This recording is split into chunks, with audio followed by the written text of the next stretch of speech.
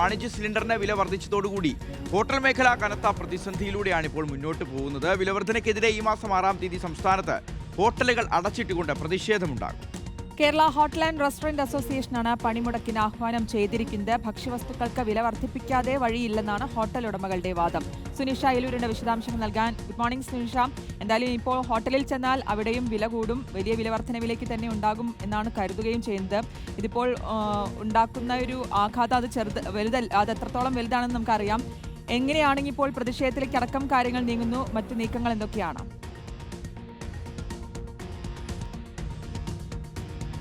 അതാണ്, ഈ വാണിജ്യ സിലിണ്ടറിന് വില കൂട്ടിയതോടുകൂടി വലിയ പ്രതിസന്ധിയിൽ തന്നെയാണ് ഹോട്ടൽ മേഖലയുള്ളത് എന്നുള്ളതാണ്. നേരത്തെ LPG സിലിണ്ടറുകളുടെ നിയന്ത്രണം ഉള്ളതുകൊണ്ട് തന്നെ പല ഹോട്ടലുകളും പൂട്ടുന്ന സാഹചര്യം നമ്മൾ കണ്ടതാണ്. അതിനുശേഷം ഇതാ ഒന്ന് വീണ്ടെടുക്കുന്നതേ ഉള്ളൂ, പല ഹോട്ടലുകളും തുറന്നു തുടങ്ങിയിട്ടേ ഉള്ളൂ. അതിനിടയിലാണ് ഇത്തരത്തിൽ ഈ പ്രതിസന്ധി കൂടി, ഈ വില വർധന 993 രൂപയൊക്കെ കൂടി 3000-ലേക്ക് കടക്കുകയും ചെയ്യുന്നത് വലിയ പ്രതിസന്ധി തന്നെയാണ് നേരിടുന്നത് എന്നുള്ളതാണ് ഏറ്റവും പ്രധാനപ്പെട്ട പ്രശ്നം. അതുകൊണ്ട് തന്നെയാണ് പ്രതിഷേധത്തിലേക്ക് കൂടി കടക്കാൻ ഹോട്ടൽ ഉടമകൾ തയ്യാറാകേണ്ടി വരുന്നത് എന്നുള്ളതാണ്. ജനങ്ങൾ ആകെ വലിയൊരു പ്രതിഷേധത്തിലാണ്.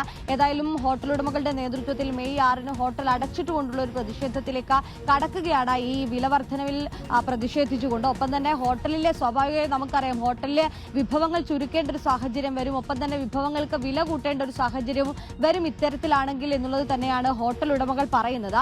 ഹോട്ടൽ ഉടമകളെ മാത്രമല്ല, ഹോട്ടലുകളെ ആശ്രയിച്ച് ജീവിക്കുന്ന നിരവധി അധികം തൊഴിലാളികളുണ്ട്. ഈ ഭക്ഷണമടക്കം പുറത്തുനിന്ന് കഴിക്കേണ്ടി വരുന്ന നിരവധി ആളുകളുണ്ട്, ഹോസ്റ്റലിൽ താമസിക്കുന്ന ആളുകളുണ്ട്. ഇവരെല്ലാം തന്നെ ഈ സാഹചര്യം വലിയ രീതിയിൽ ബുദ്ധിമുട്ടിലാക്കുമെന്ന കാര്യത്തിൽ ഒരു സംശയവുമില്ല. അങ്ങനെ സാധാരണക്കാരെ വലിയ പ്രതിസന്ധിയിലാക്കാൻ പോകുന്നു ഇത് എന്നുള്ളത് തന്നെയാണ്. വലിയ പ്രതിഷേധം ഇനിയും കാണാൻ കഴിയും. നേരത്തെ തന്നെ വലിയ പ്രതിഷേധങ്ങൾ പല സംഘടനകളുടെയും ഭാഗത്തു നിന്ന് നമ്മൾ കണ്ടതാണ്. അതേ രീതിയിലുള്ള പ്രതിഷേധം ഏതായാലും ഇത്തവണയും ഉണ്ടാകുമെന്നുള്ളത് തന്നെയാണ് ഏറെക്കുറെ മനസ്സിലാകുന്നത്. ഇനി ഗാർഹിക സിലിണ്ടറിന് കൂടി വില കൂടുകയാണെങ്കിൽ അത് വലിയ പ്രതിസന്ധി ഉണ്ടാകും. നിരവധി ആളുകൾ ഇപ്പോൾ തന്നെ ഗാർഹിക സിലിണ്ടറിന് കൂടി വില കൂടുമോ എന്ന ആശങ്കയിലാണുള്ളത്.